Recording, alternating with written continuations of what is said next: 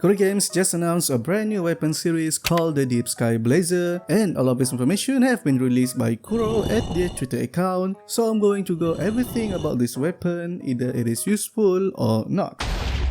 Let's start up with its passive. This weapon passive is all the same throughout its series, either pistol or broadblade. Casting resonance skills gives 6 resonance energy and increase attack by 10% lasting for 16 seconds and can be triggered once every 20 seconds. For rank 5, resonance energy will be increased to 10 and attack increase up to 20% while the effect time remains the same. This passive is really good for characters that want to fully utilize their resonance liberation at most by giving more resonance energy. Also, the attack buff is just having 4 seconds downtime until you can trigger the new one, so the remaining time you can just swap out to your supports or sub DPS character in case you plan to put this weapon on your main DPS. Not only that, this weapon series can be considered as one of the weapons that have the highest base attack within the 4-star weapon category. Even though it have high base attack, the downside of it has the lowest attack percent as the second stats. Well, it is normal, it's like give and take, high base attack and low second stats.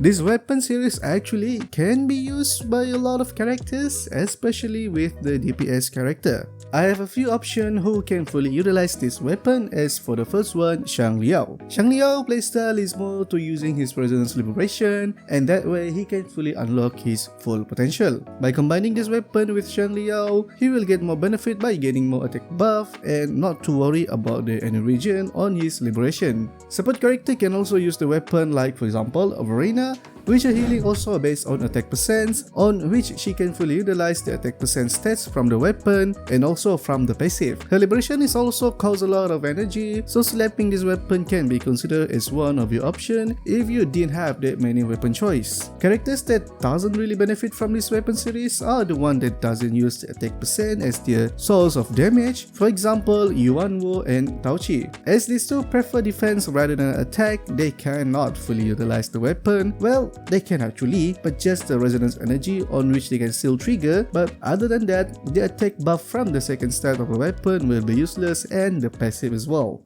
So to fully summarize about this weapon, it is actually, quite surprisingly, a good weapon and can be locked on many characters that either have a high cost of liberation and want to get more buff on field, which is good for DPS user. One of the downside about the weapon that I feel is why none of it have the crit stats on them. Since none of our 4-star weapon have crit stats other than, Battle Pass, which, well, not most of us can afford it, maybe due to currency differences and not financially stable. Either way, this weapon I could rate them as 7 out of 10.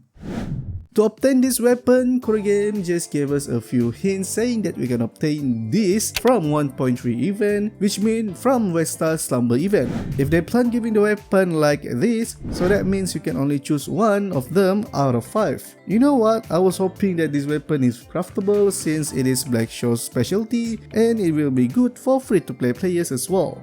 Either way, if you guys have any option regarding this weapon, feel free to share it on the comment section down below. And as always, I will see you lot in the next one. Goodbye.